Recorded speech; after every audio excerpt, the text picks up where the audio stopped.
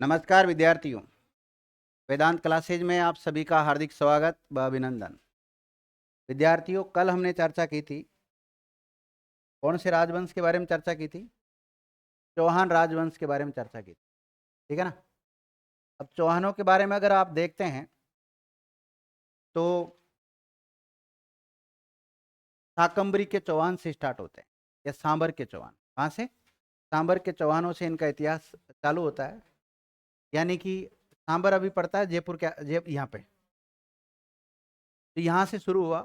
फिर यहाँ से बाद के जो उत्तराधिकारी है वो अजमेर को अपना क्या बना लेते हैं, अपनी राजधानी बना लेते हैं। कैपिटल किसको बना लेते हैं? अजमेर को बना लेते हैं।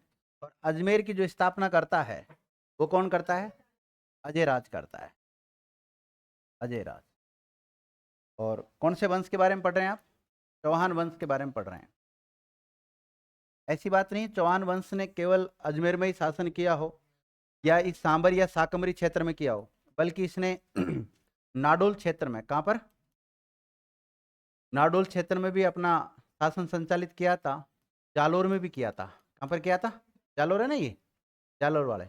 इसके अलावा सवाई माधोपुर, रणथंभौर, इसके अलावा जो कोटा में भी इनका शासन रहा है, झालावाड़ में रहा है, बूंदी में इनका शासन रहा है। तो अलग अलग जगह पर इन्होंने शासन किया है। जो कोटा, बूंदी, बारा, झालावाड़ की तरफ जिन्होंने शासन किया, इस क्षेत्र को हम कहते हैं हाड़ौती क्षेत्र। क्या कहते हैं? हाड़ौती क्षेत्र। और यहाँ पर जो चौहान हुए वो हाड़ा चौहान हुए। कैसे हुए? हाड़ा चौहान हुए। और ये जो पाली के आसपास वाले हैं इनको नाडोल, क्या बोलते हैं इसको? नाडोल के चौहान बोलते हैं। अभी हम पढ़ रहे हैं शाकंभरी के चौहान। किसके पढ़ रहे हैं? शाकंभरी या अजमेर के चौहानों के बारे में चर्चा कर रहे थे। और इनके बारे में देखे विद्यार्थियों, तो लास्ट कौन से शासक के बारे में लिखा था आपने? विग्रहराज चतुर्थ पढ़ा दिया था कि मैंने आपको? तो पढ़ाया कौन सा था? जगदेव पढ़ाया था। और जगदेव से पहले शासक कौन बना था? अर्णोराज बना था। और अर्णोराज से पहले अजय राज बना था। विद्यार्थी, अजय राज ने अजमेर की स्थापना की, इसलिए उसको याद करते हैं हम। और अर्णोराज ने किसकी स्थापना की थी? आना सागर झील बनवाई थी। और आना सागर झील के किनारे या उसके पास में जो दौलत बाग है, जिसे वर्तमान में सुभाष उद्यान कहते हैं, उसकी स्थापना किसने की थी? जहांगीर ने की थी। और जहांगीर की सासू माँ, जिसका नाम था असमत बेगम, क्या नाम था? असमत बेगम ने विद्यार्थियों इत्र बनाने की विधि की खोज की थी। और इत्र किससे बनाया था उसने? गुलाब से बनाया था, ध्यान रखना। इसके अलावा आना सागर लेक के पास में ही 5 बारादरिया बनी हुई है, संगमरमर से निर्मित है, मार्बल से निर्मित है, जो शाहजहां ने बनवाई। किसने बनवाई थी? शाहजहां ने बनवाई।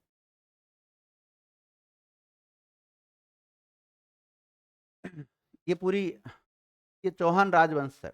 ये क्या है? पूरा चौहान राजवंश है। कभी देखो ये क्षेत्र बढ़ेगा तो कभी घटेगा, ध्यान रखना। अलग अलग शासक के काल में अलग अलग सिस्टम रहता है।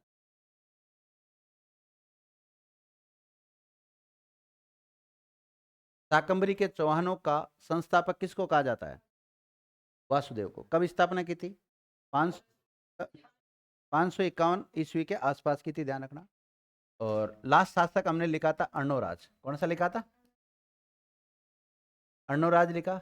अर्णोराज की या आनाजी का नाम क्या है? आनाजी है। इसके बेटे हैं 4। कितने हैं? 4। एक का नाम है जगदेव और एक का नाम है बीसलदेव। क्या नाम है विद्यार्थी? इस जगदेव ने अपने पिता को ही मार दिया।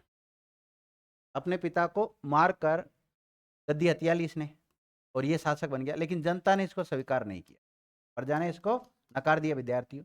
तो उसके बाद में बीसल देव शासक बनेगा। कौन बनेगा? बीसल देव, जिसे हम विग्रहराज फोर्थ भी कहते हैं।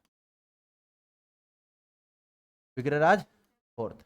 तो अगला जो शासक है चौहान वंश का, उसका नाम लिख लें आप, विग्रहराज फोर्थ या बीसल देव। कल हेडिंग डलवा दी थी क्या आपको? शासनकाल लिखो इसका 1153 से लेकर 1163 तक।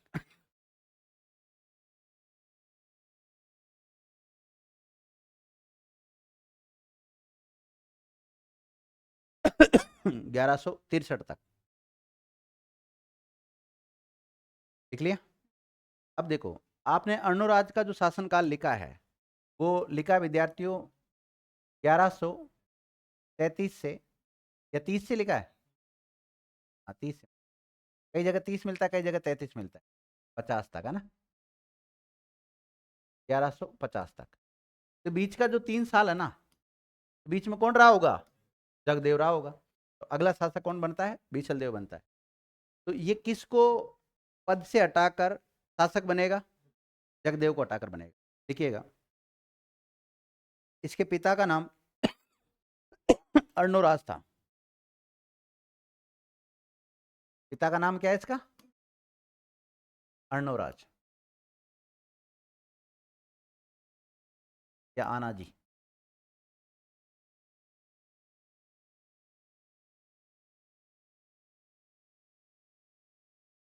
देखिएगा, ये अपने भाई जगदेव को हटाकर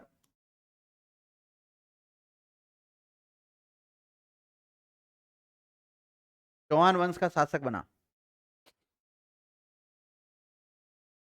चौहान वंश का शासक बना। किसको हटाया था विद्यार्थी इसने? जगदेव को हटाया था। अपने भाई जगदेव को हटाकर शासक बना। और शासक बना तो उसके बाद में इसने कुछ उपाधियां भी धारण की थी। तो इसने कौन कौन सी उपाधि धारण की वो लिख लीजिए। देखो उपाधि, लिखते रहो सारे विद्यार्थी। देखो, इसने निम्नलिखित उपाधियां धारण की। पहला,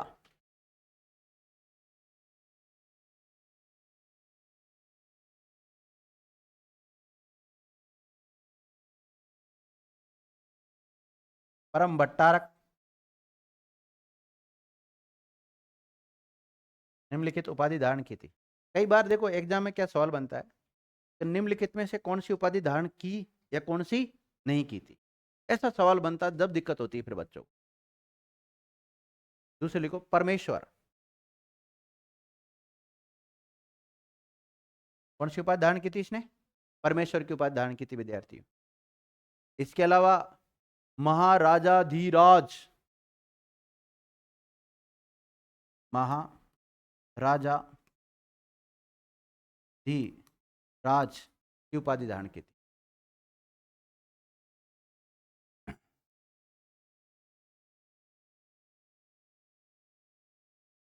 नोट डालो विद्यार्थियों। पृथ्वीराज विजय किसने लिखी है? जैनक ने लिखी है।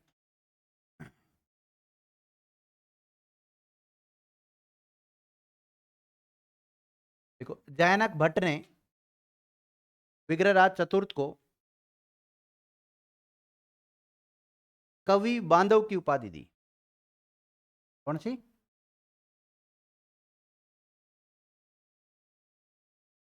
कवि बांधव की उपाधि दी थी।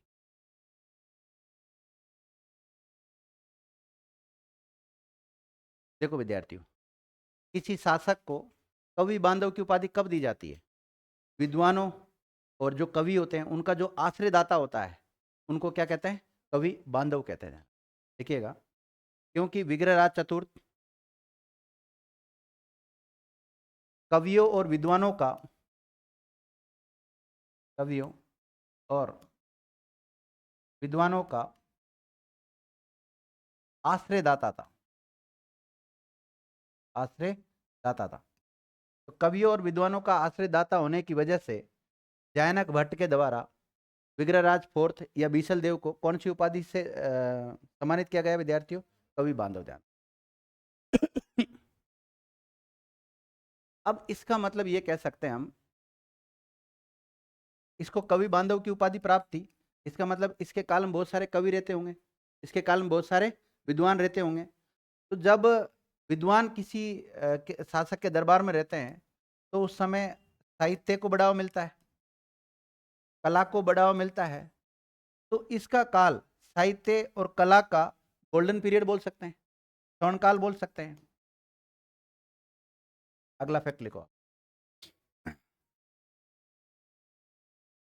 विग्रहराज फोर्थ का, विग्रहराज फोर्थ का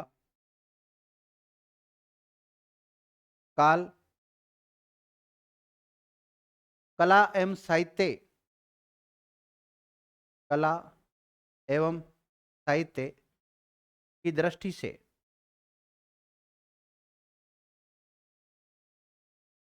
चौहानों का स्वर्ण काल कहलाता है। चौहानों का स्वर्ण काल, गोल्डन पीरियड। चौहान डायनेस्टी का जो गोल्डन पीरियड है वो किसका शासनकाल कहलाता है विद्यार्थियों? विग्रहराज फोर्थ का शासनकाल कहलाता है।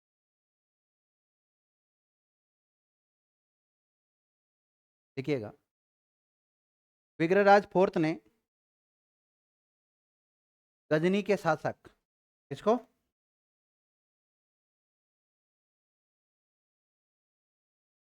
विग्रहराज फोर्थ ने गजनी के शासक खुसरू शाह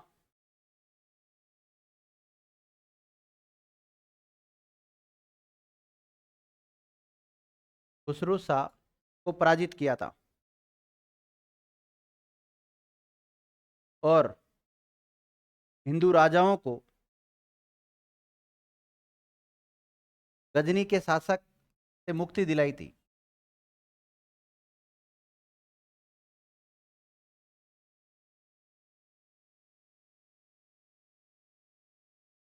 गजनी के शासन से मुक्ति दिलाई थी, मतलब जो क्षेत्र जिनके ऊपर गजनी का जो शासक था उसने अधिकार कर लिया था, उन सारों को छुटकारा किसने दिलाया था? विग्रहराज फोर्थ ने दिलाया था, उस समय जब विग्रहराज अजमेर का शासक हुआ करता था, उस समय की बात है।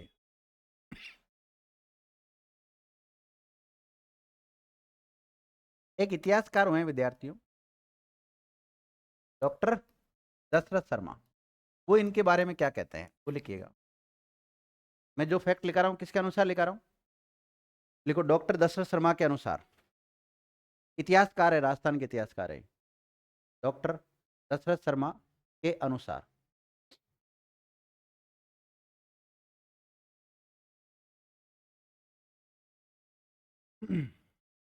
देखो,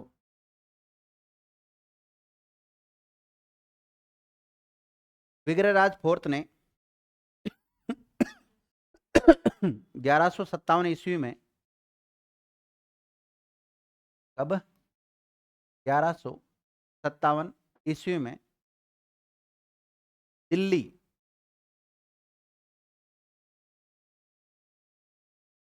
दिल्ली ब्रैकेट में दिल्ली का,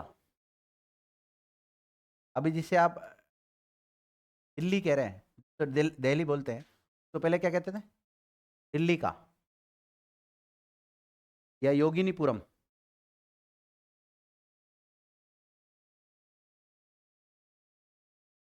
कई बार पूछा जाता है दिल्ली के प्राचीन नाम क्या मिलते हैं, दिल्ली का या योगिनीपुरम।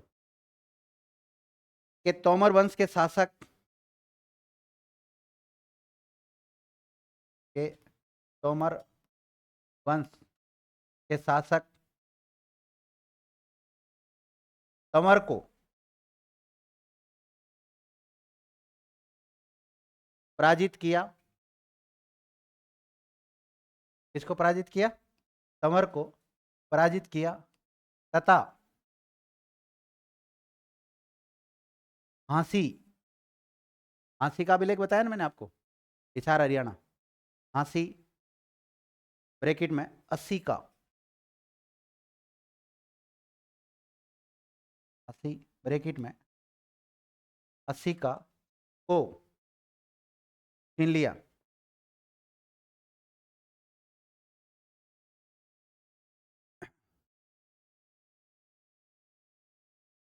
तो विद्यार्थियों, एक ऐसा शासक है अजमेर का जिसने दिल्ली तक पर अधिकार करने की कोशिश की, और दिल्ली पर तो अधिकार नहीं कर पाया, लेकिन दिल्ली से पहले पड़ जाता हरियाणा, और हरियाणा में एक जगह हांसी, कौन सी जगह? हांसी, वहां तक इसने अधिकार कर लिया था। मतलब धीरे धीरे अजमेर का विस्तार हो रहा कि नहीं हो रहा? उत्तर भारत तक अपना विस्तार कर रहा है, तो काफी प्रतापी शासक था, तभी तो कर रहा है। और ये बात कौन कहता है? डॉक्टर दशरथ शर्मा कहता है। तो डॉक्टर दशरथ शर्मा के अनुसार 1157 में इसने जो दिल्ली का जो शासक था तोमर वंशीय तंवर, उससे हांसी क्षेत्र छीन लिया था और अपने राज्य का विस्तार किया। यानी कि अजमेर का विस्तार कहां तक हो गया? हांसी तक हो गया। हुआ कि नहीं हुआ? नोट। अब ये केवल दशरथ शर्मा कह रहा है, क्या अन्य स्रोत भी इस बात की जानकारी देते हैं? बिल्कुल जानकारी देते हैं। जैसे बिजोलिया शिलालेख इस बात की पुष्टि करता है। नोट, बिजोलिया शिलालेख बिजोलिया, शिलालेख भी इस बात की पुष्टि करता है, इस बात की पुष्टि करता है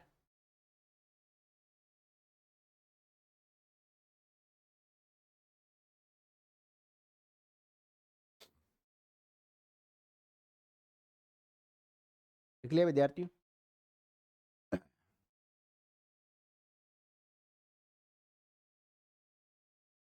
देखो, इसने 1163 में दिल्ली में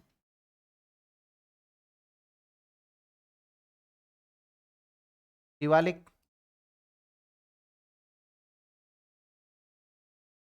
अभिलेख, ये वैसे तो स्तंभ लेख है, वो अभिलेख नहीं लिख के क्या लिख सकते हो आप?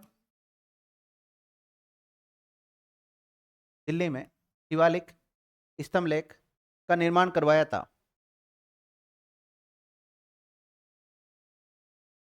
शिवालिक स्तंभ लेख का निर्माण करवाया था। आपसे पूछा जाए शिवालिक स्तंभ लेख कहाँ है? दिल्ली में है। तो निर्माण किसने कराया? विशल देव ने करवाया। कब कराया था? 1163 ईस्वी के आसपास करवाया था। अब देखो, अगर आप इस शिवालिक स्तंभ लेख का अध्ययन करते हैं तो इसमें पाते हैं कि जो विशल देव है उससे विष्णु का अवतार बताया गया या वैष्णव संप्रदाय से संबंधित बताया गया है। देखिएगा, इस स्तंभ लेख में विशल देव को विष्णु का अवतार बताया गया है। विष्णु का अवतार तो ज्यादा हो गया है, तो या इससे हम ये अंदाजा लगा सकते हैं कि ये कौन कौन से धर्म का अनुयायी होगा? वैष्णव धर्म का अनुयायी होगा। किसका अवतार बताया इसको? विष्णु का अवतार बताया, यानी वैष्णव धर्म का अनुयायी था।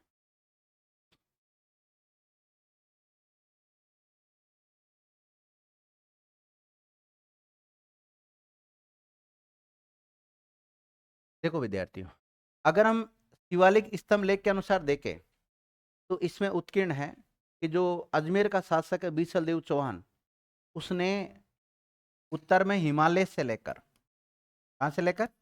हिमालय से लेकर दक्षिण में विंध्याचल पर्वतमाला तक अपने क्षेत्र का क्या कर दिया था? विस्तार कर दिया था। देखिएगा, दिल्ली के शिवालिक स्तंभ लेख के अनुसार, इसके अनुसार बता रहा हूं मैं, दिल्ली के शिवालिक स्तंभ लेख के अनुसार बीसल देव चौहान ब्रैकेट में विग्रहराज फोर्थ ने मलेच्छों का, मलेच्छ मुसलमानों का गया ना, मलेच्छों का ब्रैकेट में तुर्कों, मलेच्छों का ब्रैकेट में तुर्कों का समूल नाश कर दिया था। किसका नाश कर दिया था? मलेच्छों ब्रैकेट में तुर्कों का समूल रूप से नाश कर दिया था।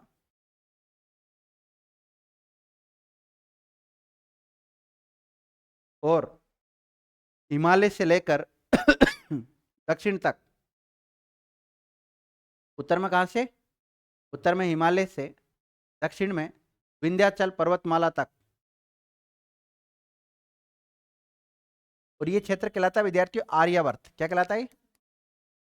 आर्यावर्त कहलाता है, ध्यान रखना। तो आर्यावर्त जो देश है उसका नाम सार्थक किया था इसने। मतलब आप ऐसे कठिन लैंग्वेज ना लिखे, आप केवल ऐसे लिख लो, अपने राज्य का विस्तार कहां तक कर दिया था इसने? हिमालय से लेकर विंध्याचल तक। आर्यावर्त देश का नाम सार्थक किया।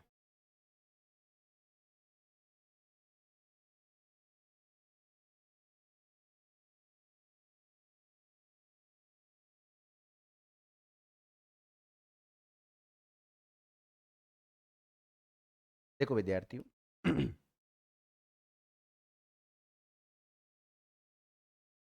इसके पिताजी थे अर्णोराज जी। कौन थे? अर्णोराज या आना जी थे। और आना जी को एक बार कुमार पाल ने हराया था। किसने हराया था? कुमार पाल ने। और कुमार पाल कौन से वंश से रिलेटेड है? रानी के व्यंग्य करने पर, है ना? कुमार पाल ने इसको हरा दिया था। अब बीसल देव आपको पता है काफी प्रतापी शासक है, तो ये अपने पिता की हार का बदला किससे लेगा? कुमार पाल से लेगा। ध्यान रखना, देखिएगा। बीसल देव ने अपने पिता की हार का बदला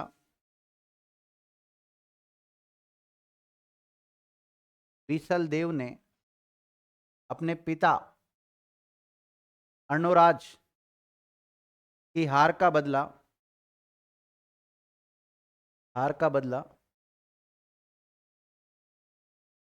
चालुक्य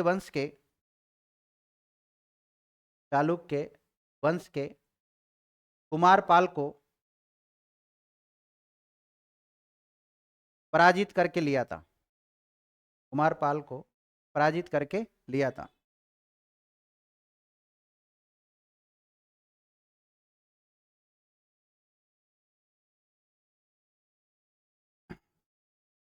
देख लिया। अब आपको ये पता है कि इससे पहले इन नाडोल शाखा अलग हो चुकी है चौहानों से।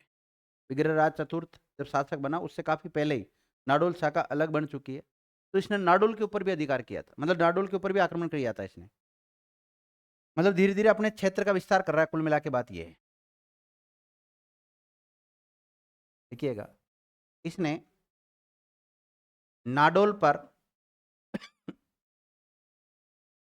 पर भी आक्रमण किया था और वहां के शासक कुंतपाल को हराया था। किसको हराया था? नाडोल पर भी आक्रमण किया और वहां के शासक कुंतपाल को पराजित किया। कुंतपाल को पराजित किया। और नाडोल कहां पड़ता विद्यार्थियों? पाली, जिसे पहले कहते थे पल्ली का। क्या बोलते? पल्ली का पाली। और इसी के अधीन आता था जालोर भी। बाद में फिर जालोर के बाद में इन नाडोल वालों से अलग होंगे जालोर के, है ना? तथा जालोर को जलाकर राख कर दिया। जलाकर नष्ट कर दिया। राख ने नष्ट कर दिया।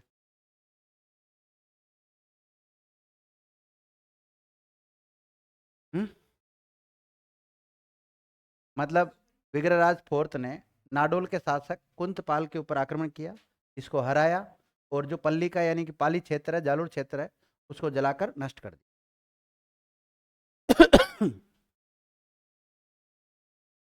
हैं? चौहानी तो थे। तो जैसे मेरी बात सुनो, मालदेव राठौड़ नहीं था क्या? तो उसने बीकानेर वालों पे अधिकार क्यों किया? अपने साम्राज्य का विस्तार करना चाह रहे हैं।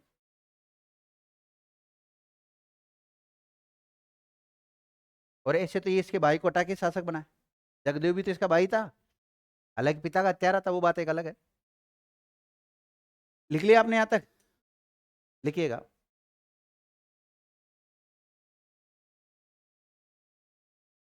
विशल देव चौहान ने, मतलब ये बात लिखा रहा हूं मैं बिजोलिया शिलालेख के अनुसार। किसके अनुसार? देखो, बिजोलिया शिलालेख के अनुसार विग्रहराज फोर्थ ने वदानक राज्य, कौन सा राज्य? वदानक राज्य पर भी आक्रमण किया था। किसके ऊपर आक्रमण किया था? वदानक राज्य के ऊपर आक्रमण किया था और उसे जीतकर अपने साम्राज्य में मिला लिया। वदानक राज्य पर आक्रमण किया और उसे जीतकर अपने साम्राज्य में मिला लिया था। अब आपके माइंड में आ रहा होगा क्या आ रहा है? वदानक राज्य किसको कहते हैं? तो विद्यार्थियों, ऐसा क्षेत्र जो मथुरा और वर्तमान जो भरतपुर है के बीच का जो क्षेत्र था उसको क्या कहते थे प्राचीन समय में? वदानक राज्य। देख लो, मथुरा और भरतपुर के बीच का क्षेत्र क्या कहलाता है? वदानक राज्य।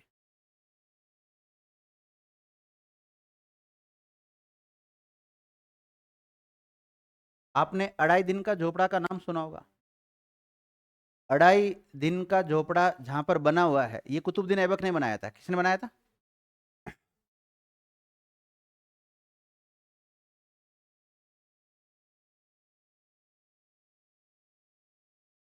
ये रहा विद्यार्थियों, ये हम किसके बारे में पढ़ रहे हैं? विग्रहराज चतुर्थ या बीसल देव के बारे में पढ़ रहे हैं।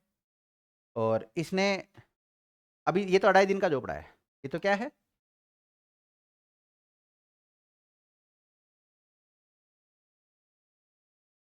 ये तो अढ़ाई दिन का झोपड़ा है। यहाँ पे पहले इसने संस्कृत पाठशाला बनाई थी। क्या बनाई थी? बाद में मुस्लिम आक्रांताओं ने इसे तोड़कर क्या बना दी? यहाँ पर ये अढ़ाई दिन का झोपड़ा मस्जिद बना दी, कहने का मतलब। लिखो आप लोग, इसने अजमेर में, किसने? विशल देव ने अजमेर में कंठाभरण,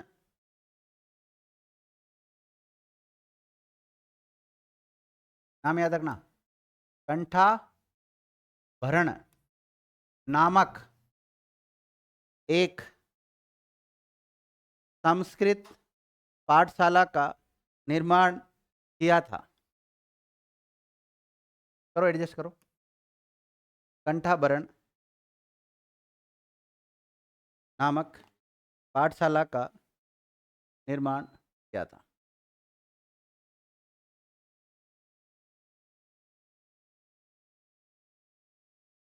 लिख लिया? जिसके स्थान पर बाद में अढ़ाई दिन का झोपड़ा बना दिया गया। क्या बना दिया गया विद्यार्थियों? अढ़ाई दिन का झोपड़ा बना दिया गया, बाद के जो मुस्लिम आक्रांता थे ना, उनके द्वारा। देखो विद्यार्थियों, राजपूत काल में जब चौहान वंश का शासन चल रहा था, तो उस समय यहाँ पर अजमेर में क्या बनाई गई थी?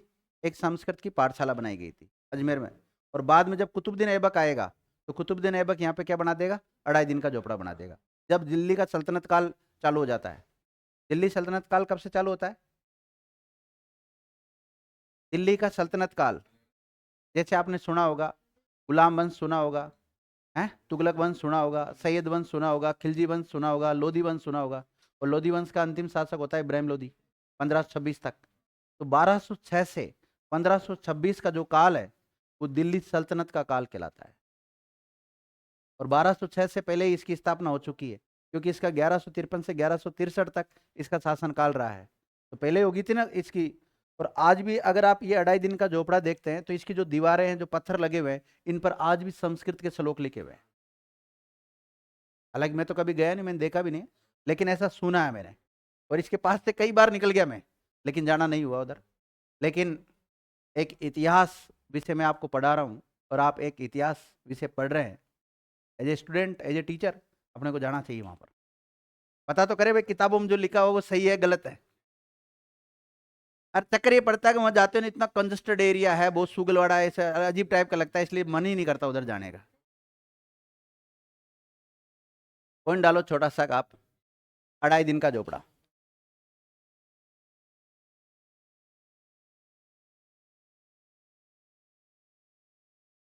ये संस्कृत पाठशाला कब बनाई गई? सन थोड़ी लिखाई मैंने आपको, 1153 लिख लो आप तो। कब बनाई थी? 1153। अब लिखो अढ़ाई दिन का झोपड़ा।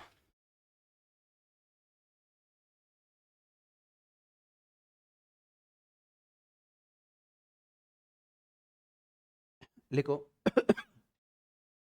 बीसल देव चौहान द्वारा निर्मित, बीसल देव चौहान द्वारा निर्मित संस्कृत पाठशाला को तोड़कर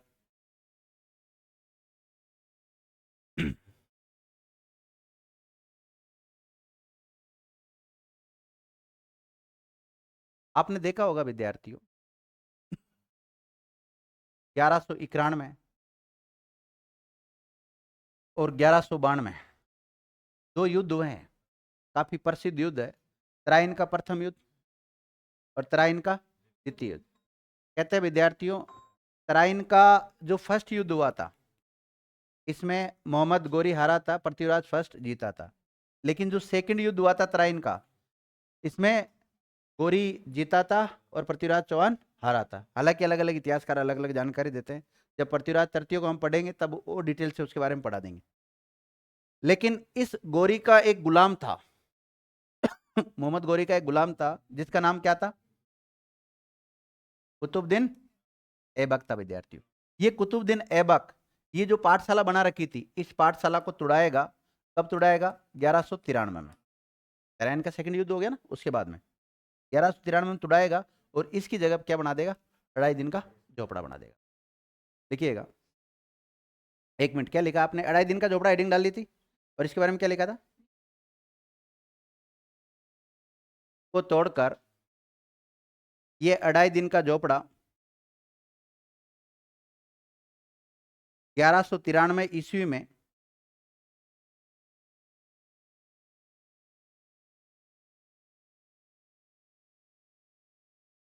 ग्यारह सौ तिरानवे ईस्वी में शहाबुद्दीन मोहम्मद गोरी, शहाबुद्दीन मोहम्मद गोरी, शहाबुद्दीन मोहम्मद गोरी के गुलाम कुतुबुद्दीन ऐबक, शहाबुद्दीन मोहम्मद गोरी के गुलाम कुतुबुद्दीन ऐबक, सेंटेंस जमा ही नहीं, वापस बोलना।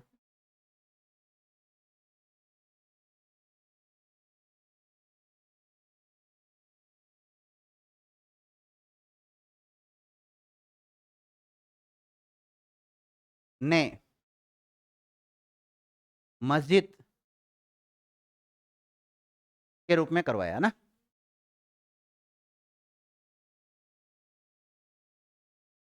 तथा फारसी में अभिलेख लिखवाया। में लिखा है यहाँ पर अभिलेख फारसी में।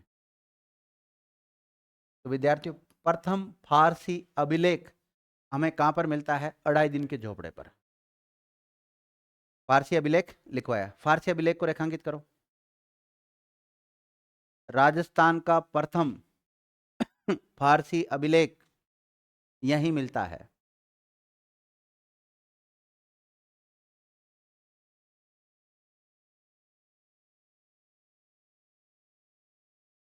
फारसी फारसी। अब देखो, ये एक मस्जिद है। क्या है? ये एक मस्जिद है।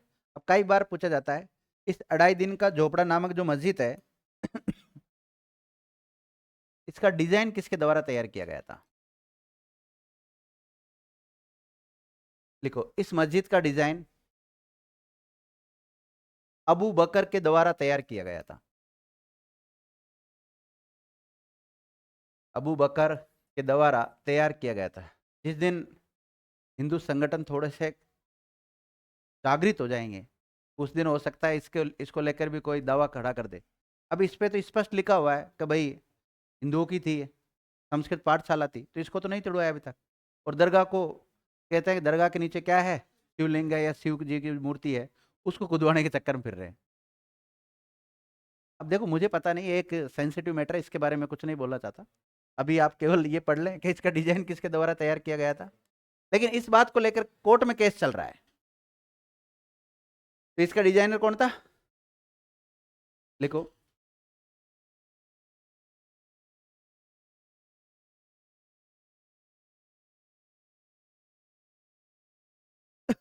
इस मस्जिद में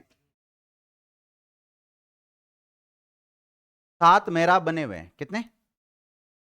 7 मेहराब बने हुए हैं, जिनका निर्माण सुल्तान शमसुद्दीन अल्तमश के समय हुआ था।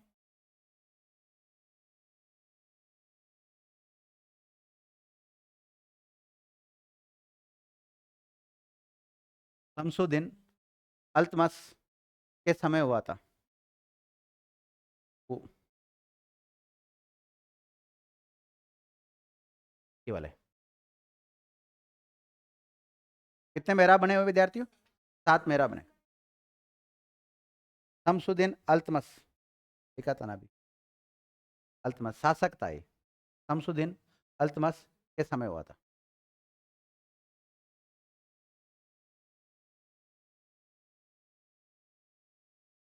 कई लोग कहते हैं कि विद्यार्थी इस मस्जिद को 2.5 दिन में बनाया गया था। कितने दिन में? इसलिए इसका नाम क्या पड़ा? कई लोग कहते हैं यहाँ पे पंजाब शाह का 2.5 दिन का उर्स बढ़ता है, इसलिए इसको क्या कहते हैं? 2.5 दिन का झोपड़ा कहते हैं। देखिएगा,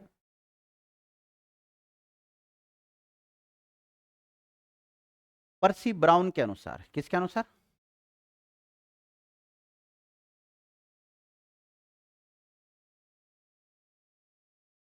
सारी बातें मैं 2.5 दिन के झोपड़े के बारे में लिखा रहा हूँ ना। पर्सी ब्राउन के अनुसार यहां पर मुस्लिम फकीर, मुस्लिम फकीर, नाम क्या है? पंजाब शाह, मुस्लिम फकीर पंजाब शाह का 2.5 दिन का उर्स लगता है। उर्स मतलब मेला। कितने दिन का? 2.5 दिन का उर्स लगता है, इसलिए इसे 2.5 दिन का झोपड़ा कहा जाता है।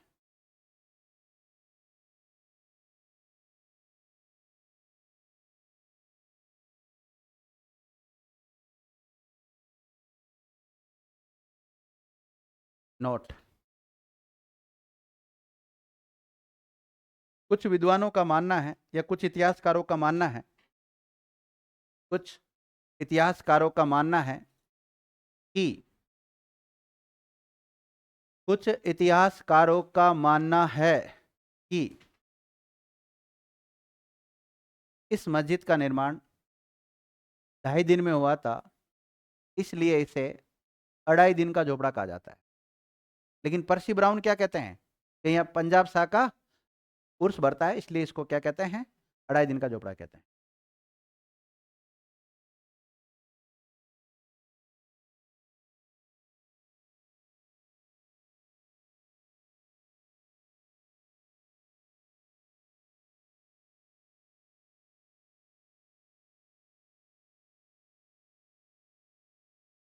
लिखो, अलेक्जेंडर कनिगम और फ्यूहरर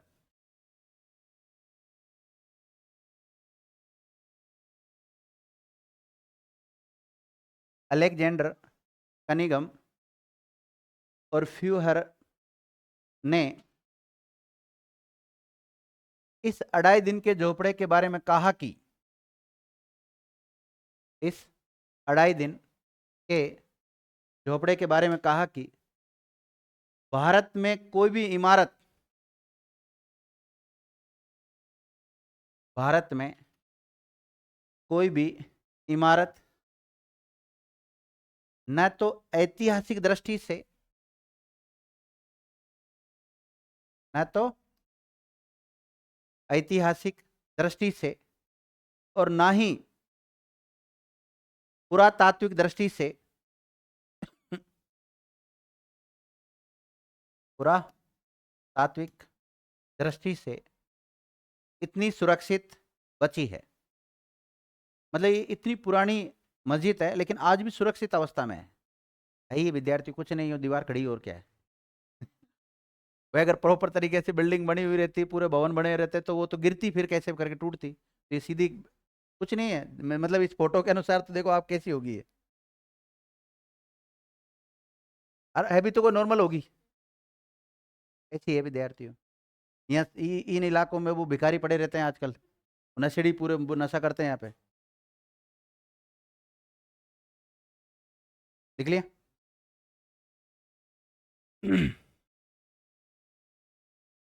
देखो, इस मस्जिद के दीवार पर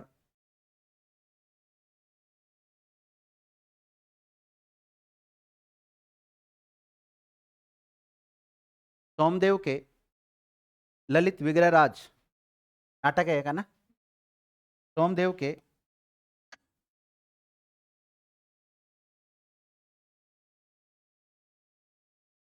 सोमदेव संस्कृत ललित विग्रहराज नाटक है। इसकी कुछ पंक्तियां उत्कीर्ण है ना। एक मिनट वापस बोलना। इस मस्जिद की दीवारों पर सोमदेव के ललित विग्रहराज नाटक की संस्कृत की कुछ पंक्तियां आज भी मौजूद है।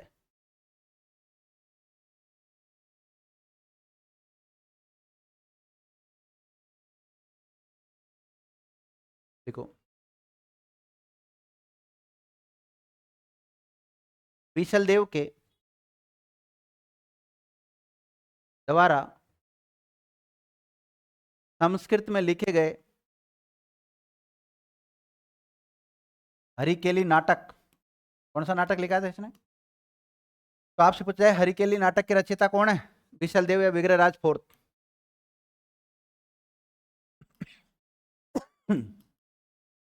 विग्रहराज फोर्थ का कौन सा नाटक है? हरिकेली नाटक। कौन सी भाषा में लिखा है? संस्कृत का। आधा भाग 2.5 दिन की झोपड़े की सीढ़ियों, 2.5 दिन के झोपड़े की सीढ़ियों और दीवारों, कहां पर? सीढ़ियों और दीवारों पर मौजूद है। मतलब हरिकेली नाटक का आधा भाग आपको कहां पर लिखा हुआ मिलेगा? जो ये 2.5 दिन का झोपड़ा नामक जो मस्जिद बनी हुई है, इसकी सीढ़ियों पर, जैसे आप जाते हो सीढ़ियों पर आपको नाटक की कुछ पंक्तियां लिखी हुई मिलेगी आपको, और कुछ दीवारों पर। बाकी आधा भाग ब्रिस्टल में स्थित है। आधा भाग कहाँ है? ब्रिस्टल। ब्रिस्टल कहाँ है? इंग्लैंड। तो नाटक की बेचारा 2 भागों में टूट गया। आधी पंक्तियां तो यहाँ रहेगी, आधी चल गई इंग्लैंड। और वहां पे राजा राम मोहन राय का एक स्मारक है, उस पर है ना। ब्रिस्टल में क्या, कहां पर है? राजा राम मोहन राय के स्मारक पर स्थित है, यहाँ पर है। तो आधी पंक्तियां तो है राजा राम मोहन राय का एक स्मारक है ब्रिस्टल इंग्लैंड में, वहां पर। और आधी पंक्तियां कहाँ है इसकी? 2.5 दिन के झोपड़े में। लिख लिया? कर्नल जेम्स टोड क्या कहते हैं 2.5 दिन के झोपड़े के बारे में? उनका भी एक स्टेटमेंट है, वो भी लिख लो आप।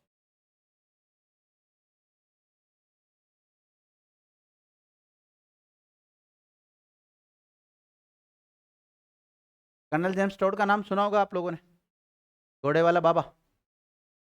देखो, कर्नल जेम्स टोड ने कहा कि 2.5 दिन का झोपड़ा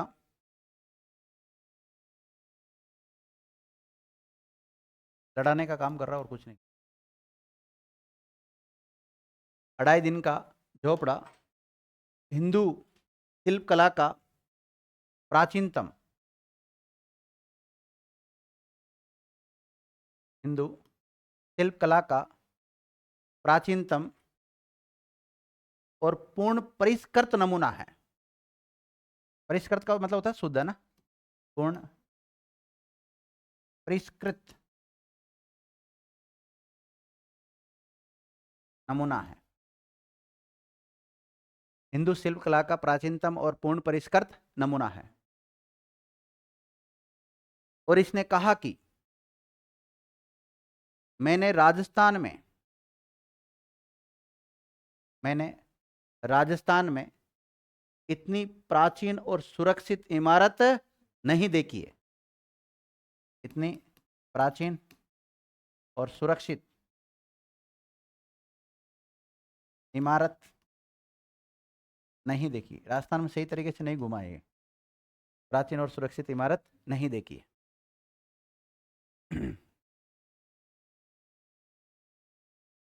देखो विद्यार्थियों, आपसे पूछा जाए राजस्थान की पहली मस्जिद कौन सी है? 2.5 दिन का झोपड़ा ही है, क्योंकि शायद इससे पुरानी कोई मस्जिद राजस्थान में नहीं मिलती। एक नोट डालो। संभवतः ये राजस्थान की फर्स्ट मस्जिद है।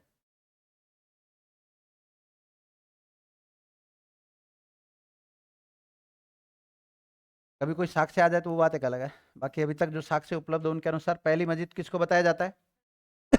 अढ़ाई दिन का झोपड़ा। तो देखो अढ़ाई दिन का झोपड़ा से संबंधित क्या क्वेश्चन बनते हैं। अढ़ाई दिन का झोपड़ा किसके स्थान पर बनाया गया? एक संस्कृत पाठशाला थी जिसका नाम क्या था? कंठाभरण। तो उस संस्कृत पाठशाला का नाम भी याद रखना, कंठाभरण। संस्कृत पाठशाला किसने बनाई थी? वो विग्रहराज फोर्थ या बीसल देव चौहान ने बनाई थी, ध्यान रखना। ये राजस्थान की पहली मस्जिद हो सकती है। इसके अलावा ये मस्जिद बनाई किसने थी? कुतुबुद्दीन ऐबक ने। कुतुबुद्दीन ऐबक कौन था? मोहम्मद गोरी का गुलाम था, विद्यार्थी। उसके द्वारा बनाई गई थी। कब बनाई थी? 1193 ईस्वी के आसपास बनाई गई थी। इसका अढ़ाई दिन का नाम क्यों रखा गया? दो कारण है। या तो संभवतः इसको ढाई दिन में बनाया गया हो, या फिर यहाँ पर एक मुस्लिम फकीर है जिसका नाम है पंजाब शाह, उसका यहाँ पर ढाई दिन का उर्स भरता है, इसलिए इसका नाम क्या पड़ गया होगा? अढ़ाई दिन का झोपड़ा पड़ गया होगा, विद्यार्थी। ये कारण बताया जाता है। कहते हैं विद्यार्थी इसमें 16 खंबे हैं। कितने? लिखो, इसे 16 खंबों का महल भी कहते हैं।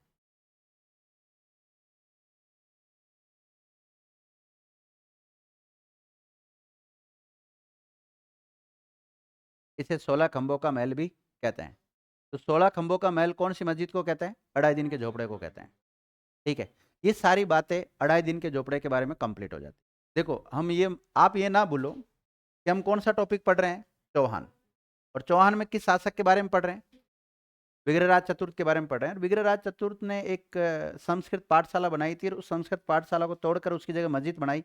इस फैक्ट को लिख रहे थे हम इतनी देर। विग्रहराज चतुर्थ के द्वारा एक नाटक लिखा गया जिसका नाम है हरिकेले नाटक। लिखिएगा। अगला फैक्ट लिखो। ये हो गया ना, अढ़ाई दिन का झोपड़ा कंप्लीट हो गया। अगला फैक्ट लिखो। विग्रहराज चतुर्थ ने हरिकेली नाटक की रचना की। कई बार पूछा गया है ये।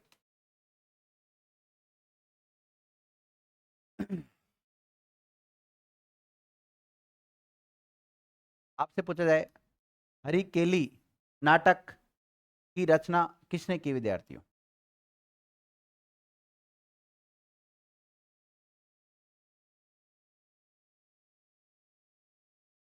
इसका रचनाकार ही है विग्रहराज चतुर्थ। लिख लिया? फिर इसकी ये जो नाटक है इसका रचनाकार कौन है? विग्रहराज चतुर्थ या बीसल देव? अ, कौन सी भाषा में लिखा गया?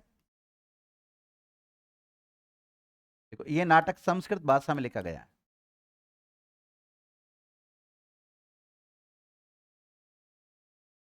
लिखो, यह नाटक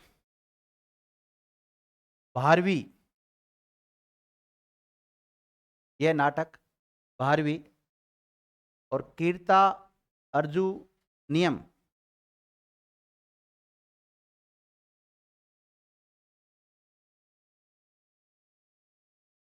कीर्तन अर्जुनीय नियम के अनुकरण पर लिखा गया है। 12वीं और कीर्तार्जुनियम के अनुकरण पर लिखा गया, मतलब कॉपी।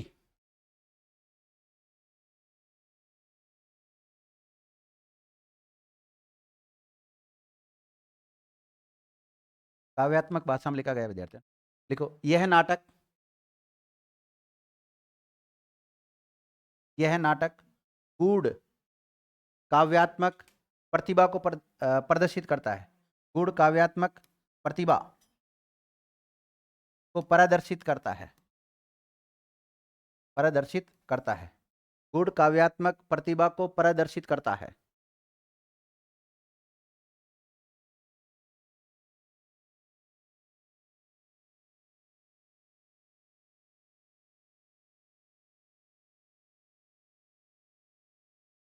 देखो विद्यार्थियों, महाभारत के समय जब अर्जुन और शिव के बीच में जो संवाद होता है उसका उल्लेख है इसमें।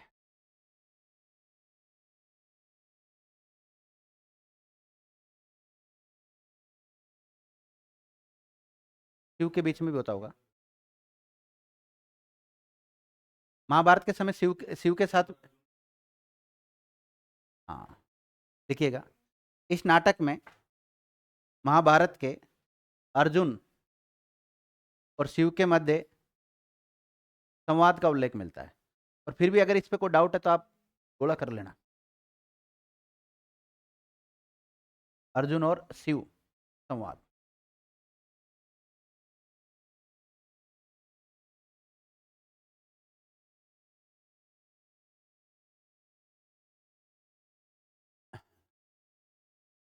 अर्जुन शिव संवाद, हरिकेल नाटक। लिख लिया विद्यार्थियों? अब देखो, इसका एक दरबारी कवि था विद्यार्थियों, इसका नाम था सोमदेव। लिखिएगा, इसका एक दरबारी कवि,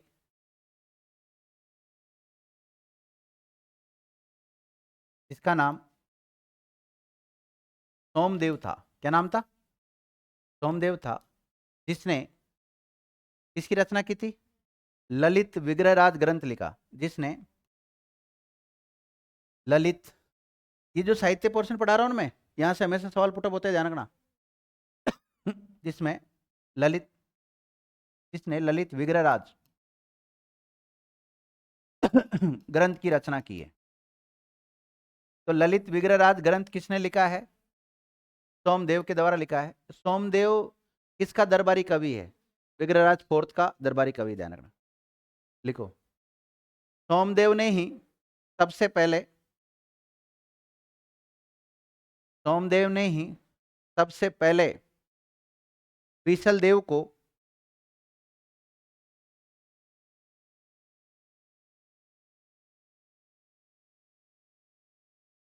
विपश्चिता ना माध्य कहा।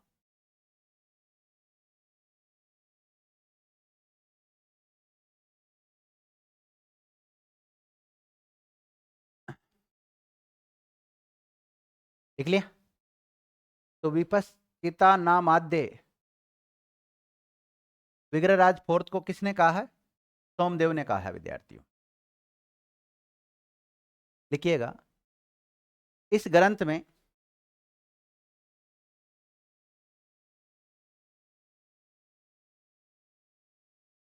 विग्रहराज फोर्थ, इस ग्रंथ में विग्रहराज फोर्थ तथा इंद्रपुरी की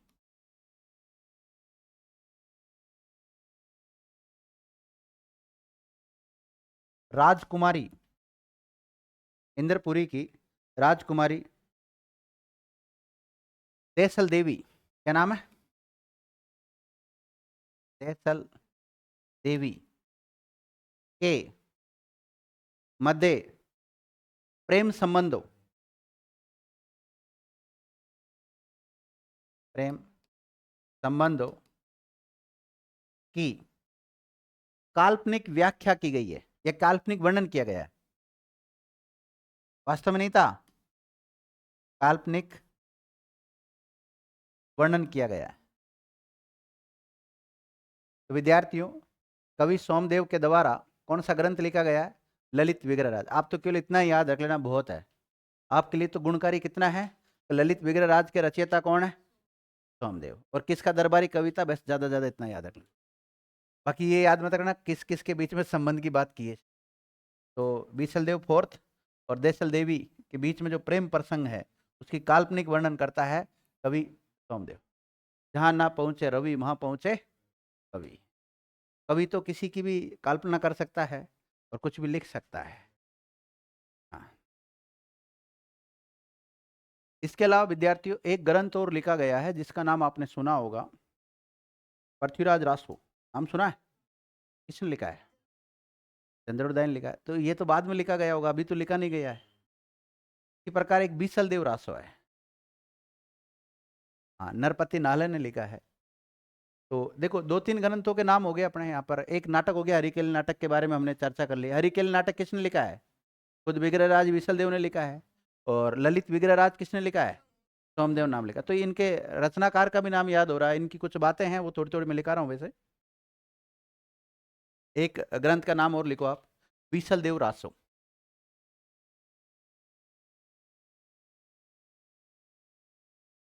बीसलदेव रासो, बीसलदेव रासो। लिखिएगा, इस ग्रंथ के रचयिता कौन है? नरपति नाल है। ये आते हैं विद्यार्थियों कई बार एग्जाम में, नरपति नाल है। लिखो, इस ग्रंथ में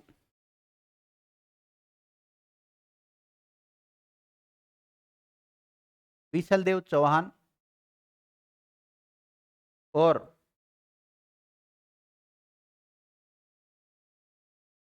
परमार वंश के राजा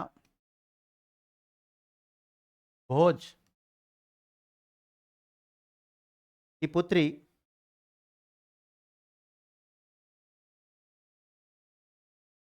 राजमती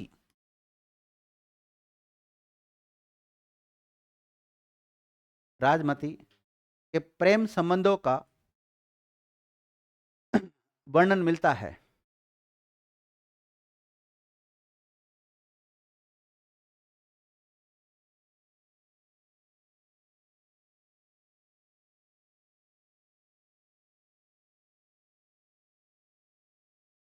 लिख लिया? लिखो, इस ग्रंथ में खानदेश की विजय का वर्णन भी मिलता है। खानदेश बोले तो उड़ीसा।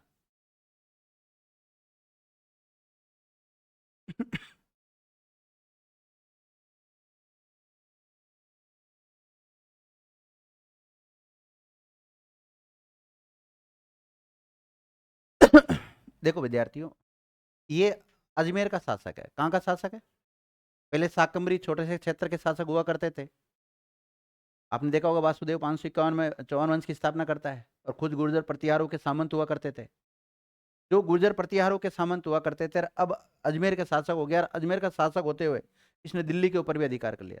तो दिल्ली के ऊपर अधिकार करने वाला पहला शासक कौन था? विग्रहराज फोर्थ था। देखिएगा नोट, ये दिल्ली पर अधिकार करने वाला पहला शासक था।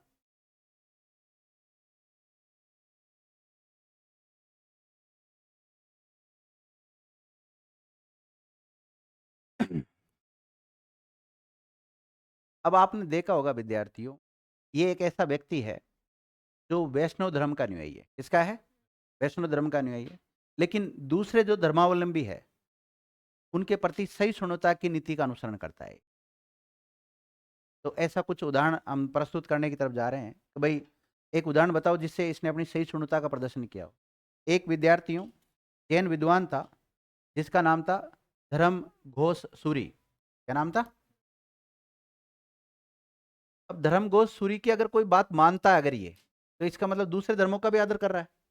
देखिएगा, इसने इसने किसने विशलदेव, इसने एक जैन विद्वान धर्म घोष सूरी के प्रभाव में आकर, धर्म घोष सूरी के प्रभाव में आकर पशु हत्या पर रोक लगा दी थी। पशु की हत्या करने पर क्या लगा दी थी? रोक लगा दी कि अपने राज्य में कोई भी पशु का क्या नहीं करेगा? हत्या नहीं करेगा। फिर तो नॉन वेज खाने वालों की दिक्कत होगी।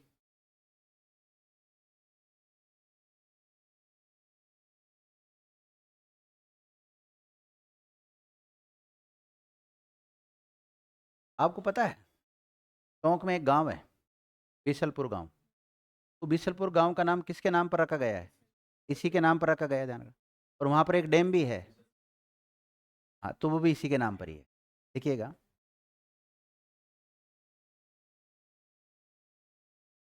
बीसलदेव चौहान ने ही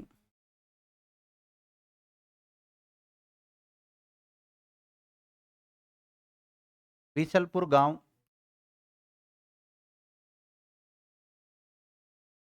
ब्रैकेट में टोंक तथा बीसलपुर झील, तालाब, बांध, जो भी लिखना चाहते हो ना, बांध का निर्माण भी करवाया था। सब टोंक में ही है ना। और उस समय इसको नाम दिया गया था विद्यार्थियों बीसलिया। क्या नाम दिया गया था? बीसलपुर नाम नहीं दिया था उस समय, क्या नाम दिया था? बीसल नहीं, बीसलिया, ये बीसलिया। कालू राम को कालिया ही तो कहते थे पहले। हाँ, तो बीसलिया या बीसलिया, मतलब वो बीसलपुर से लिया गया कहने का मतलब।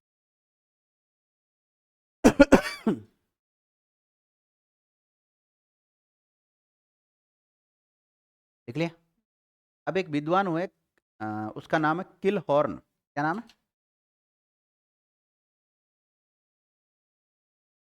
किलहॉर्न। इनके बारे में क्या बोलते हैं? इनके बारे में, विशल देव के बारे में तो लिखिए। किलहॉर्न ने कहा कि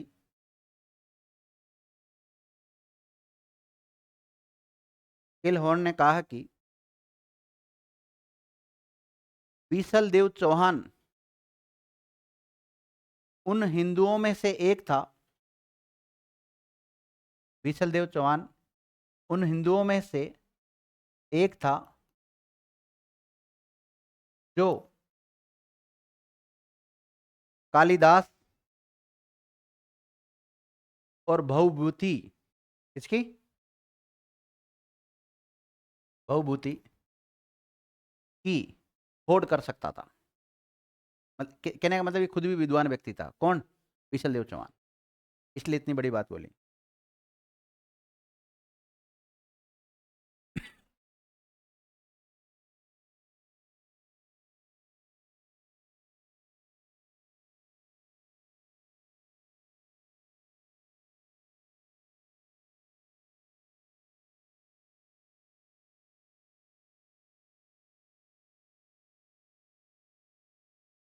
लिख लिया विद्यार्थियों?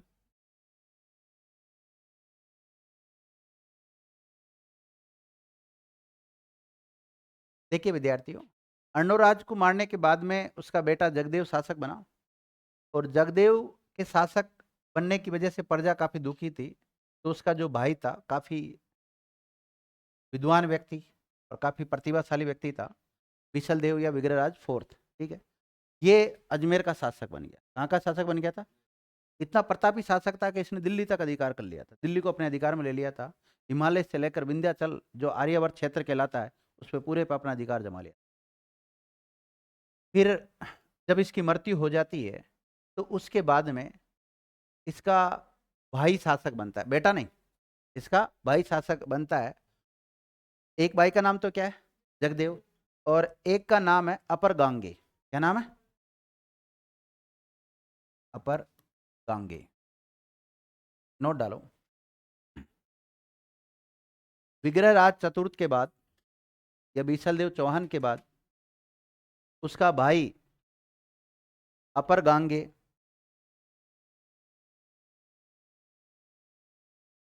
कुछ समय के लिए शासक बना।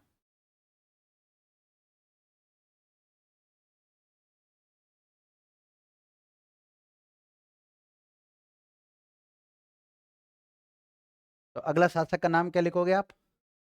अपर गांगे। अगला शासक कौन सा विद्यार्थियों? अपर गांगे। लिख लिया? अपर गांगे के बारे में लिखो।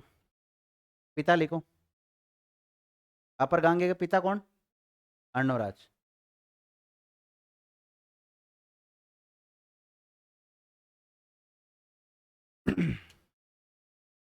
अब देखो, अर्णोराज के बाद में वास्तव में शासक तो कौन बनना था? जगदेव बनना था, सबसे बड़ा बेटा भी था। लेकिन ठीक है, उसने जल्दबाजी में अपने पिता को सल्टा दिया, तो उसको जनता ने स्वीकार नहीं किया। उसके बाद बीसल देव बन गया। बीसल देव ने इनको, जगदेव के परिवार वालों को अड़ने ही नहीं दिया आसपास, क्योंकि खुद ही काफी प्रतापी शासक था।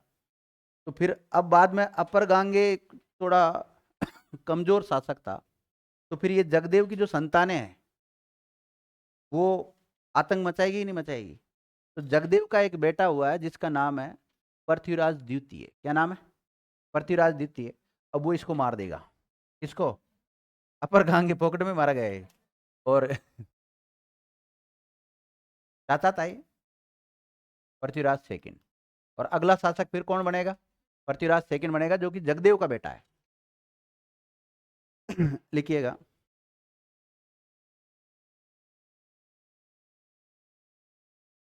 इसे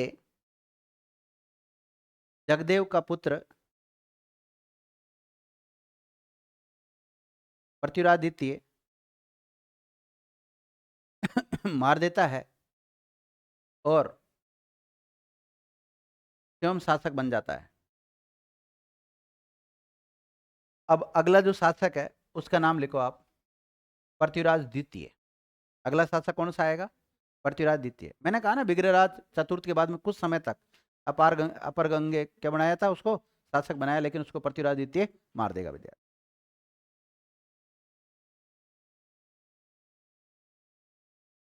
लिख लिया?